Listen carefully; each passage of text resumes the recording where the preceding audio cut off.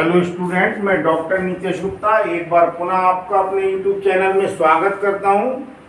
आज का जो टॉपिक है वो है गॉस की प्रमेय। मैं आपको बता चुका हूं वैद्युत क्षेत्र की जो तीव्रता है वो दो प्रकार से निकालते हैं। एक स्थिति में वैद्युत क्षेत्र की तीव्रता को निकालने के लिए कूलाम के नियम का प्रयोग करते हैं, और जैसा कि मैंने आपको बताया था एक ऐसी कंडीशन भी है, अभी आगे इसके अनुप्रयोग में चर्चा करेंगे, जिसमें वैद्युत क्षेत्र की तीव्रता को निकालने के लिए हम गॉस के नियम का प्रयोग करते हैं। इसे हम गॉस का नियम भी कह सकते हैं, गॉस की प्रमेय भी कह सकते हैं, कोई फर्क नहीं पड़ता है इससे। ध्यान रखें, गॉस के नियम के नाम से भी इसे पूछ लेते हैं और गॉस की प्रमेय के नाम से भी इसे पूछ लेते हैं। अब आप देखिए, गॉस की प्रमेय को समझने के लिए इससे पहले मैंने दो टॉपिक आपको बताए हुए हैं। एक तो है सॉलिड एंगल, जिसे हम क्या कहते हैं घन कोण, और एक होता है इलेक्ट्रिक फ्लक्स, जिसे हम कहते हैं वैद्युत फ्लक्स। इन दोनों की जानकारी होना बेहद आवश्यक है। मैंने आपको बताया फिजिक्स जो सब्जेक्ट है उसमें एक श्रृंखला है जिसे हम चैन कहते हैं। पिछला जो टॉपिक है उस टॉपिक से अगला टॉपिक कहीं ना कहीं पर कनेक्ट अवश्य होता है, जुड़ा हुआ अवश्य होता है। सॉलिड एंगल है, वैद्युत फ्लक्स है, या इस चैप्टर के जितने भी टॉपिक मैं आपको पढ़ा चुका हूं, आपको मैं डिस्क्रिप्शन में लिंक दे दूंगा, उस पर जाकर आप उन्हें देख सकते हैं, और प्लेलिस्ट के द्वारा भी आप उनकी वीडियो देखकर समझ सकते हैं। तो गॉस की प्रमेय देखिए, बेसिकली मैं आपको बताऊं गॉस की प्रमेय क्या है। आप जानते हैं कोई आवेश है, आवेश के आसपास क्या होगा, एक वैद्युत क्षेत्र उत्पन्न होगा। अब क्या होता है, वैद्युत क्षेत्र उत्पन्न होगा तो करते क्या है, हम उस वैद्युत क्षेत्र के अंदर किसी पॉइंट पर या बिंदु पर हमें वैद्युत क्षेत्र की तीव्रता को निकालना है। अभी बोर्ड पर लिखा हुआ है, मैं आपको समझाऊंगा। तो उस पॉइंट से होकर गुजरने वाला एक काल्पनिक गॉसियन पृष्ठ खींच लेते हैं या मान लेते हैं। उसमें एक सूक्ष्म अवयव हम लेते हैं, छोटा सा भाग ले लेते हैं उस पृष्ठ का, और उससे होकर गुजरने वाले वैद्युत फ्लक्स के मान को हम निकालते हैं। और वैद्युत फ्लक्स के मान को निकालने के बाद हम गॉस की प्रमेय का प्रयोग करते हैं, और गॉस की प्रमेय का प्रयोग करने के बाद हम वैद्युत क्षेत्र की तीव्रता को निकाल लेते हैं। तो ये गॉस की जो प्रमेय है, इसका देखिए सबसे पहले मैं अब आ रहा हूँ, बोर्ड पर आ रहा हूँ, स्टेटमेंट में आपको बता रहा हूँ। गॉस की प्रमेय में किसी बंद पृष्ठ से होकर गुजरने वाला वैद्युत फ्लक्स पृष्ठ में उपस्थित परिबद्ध का मतलब वो आवेश किसी पृष्ठ से क्या हुआ, घिरा हुआ है, बाउंडेड है। आवेश स्मॉल q का 1/ε0 गुना होता है। ये ε0 या एप्सिलॉन जो नॉट है, आप जानते हैं क्या होता है, ये निर्वाती वैद्युतशीलता है।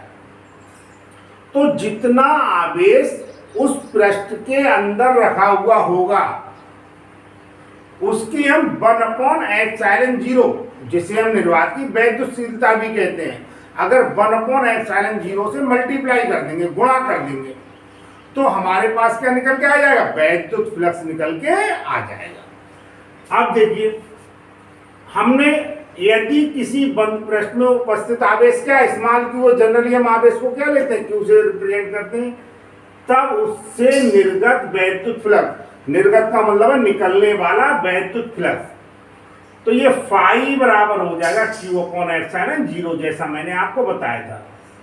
अब आप आगे देखिए, लेकिन बंद पृष्ठ से परिबद्ध आवेश, जैसा मैं आपको बता रहा था, देखिए यहाँ पर जो वैद्युत फ्लक्स है, इलेक्ट्रिक फ्लक्स है, उस टॉपिक में मैंने आपको बताया था।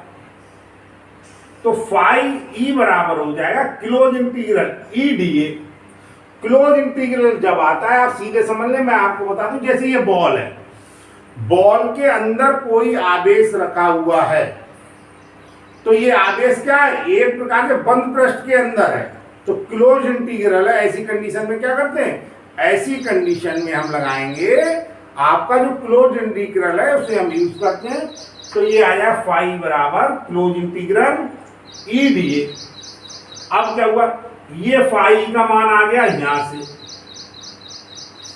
ठीक है नहीं, यानी इलेक्ट्रिक फ्लक्स की जो डेफिनेशन है वहां से आ गया, और ये फाई का मान आ गया हमारी जो गॉस की प्रमेय है उसकी स्टेटमेंट से। तो हमने बराबर कर दिए, तो फाई ई बराबर क्या हो जाएगा, फाई ई बराबर हो जाएगा close integral E D A और क्यू अपॉन एप्सिलॉन जीरो, जहां एप्सिलॉन जीरो निर्वात की वैद्युशीलता है। अब ये हमारा गॉस की प्रमेय का स्टेटमेंट हो गया। अब हम इसे प्रूफ करके दिखाएंगे। तो प्रूफ करने के लिए पहले हमने इस पर जो चित्र बनाया हुआ है उसे आप बहुत ध्यान से देखें। यहाँ पर रखा हुआ कोई आवेश है प्लस क्यू, और ये जो आवेश है ये बंद पृष्ठ के, एक प्रकार से हम कह सकते हैं बंद आकृति है उसके अंदर उपस्थित है, बंद पृष्ठ के अंदर उपस्थित है। जैसा अभी मैंने आपको बॉल में बताया, आप ये माने इसके अंदर कोई आवेश रखा हुआ, इस प्रकार की कंडीशन है। ये अनियमित आकृति भी हो सकती है, घन की आकृति हो सकती है, गोले की आकृति हो सकती है। इस पूरे का क्षेत्रफल हमने ध्यान से देखिए क्या मान लिया, कैपिटल ए। अब हमें इस पर एक पॉइंट है P, जिस पॉइंट पर हमें ये निकालना है, फाई ई का मान निकालना है। तो आप देखिए ये जो पॉइंट है, हमने क्या किया, पूरे भाग में से, पूरा जो पृष्ठ है उस भाग में से हमने एक छोटा सा भाग कंसीडर कर लिया, एक सूक्ष्म अवयव क्षेत्रफल का कंसीडर कर लिया, जिसका मान हमने मान लिया डीए। अगर हम पूरे क्षेत्रफल को ए माने तो उसका जो क्षेत्रफल अवयव लेंगे वो क्या हो जाएगा, डीए हो जाएगा।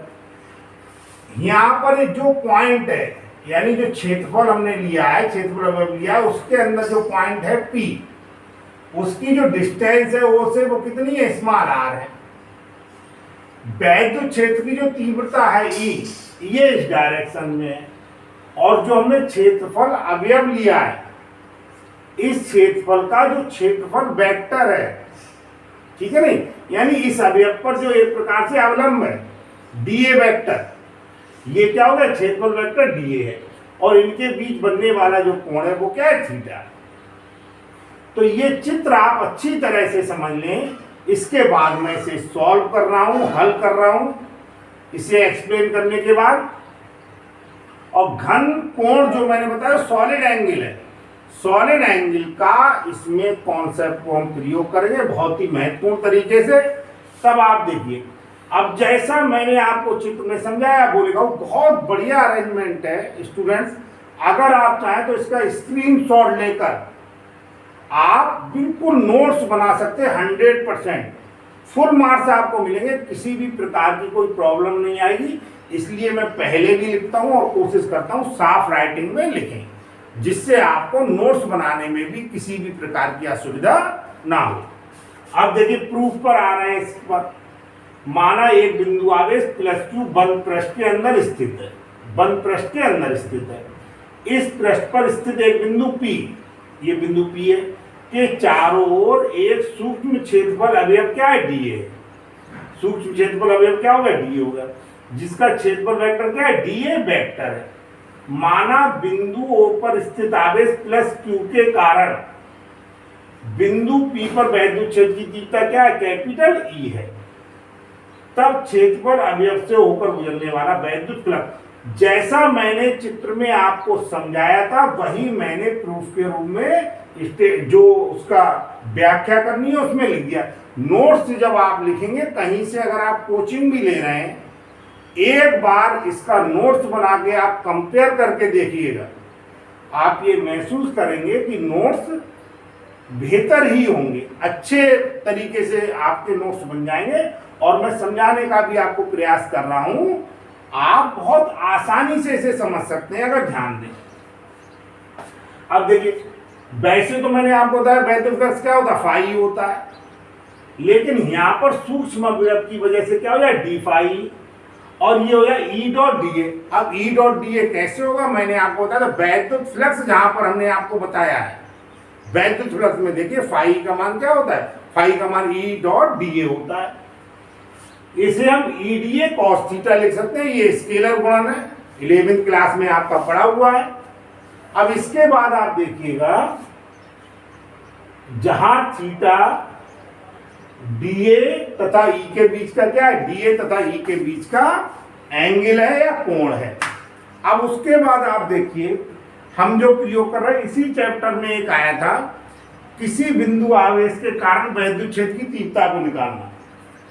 तो किसी बिंदु आवेश के कारण वैद्युत क्षेत्र की तीव्रता को जब हम निकालते हैं तो मैंने लिखा है वी नो दैट, हम जानते हैं कि E बराबर होता है 1/4πε0 Q/r²।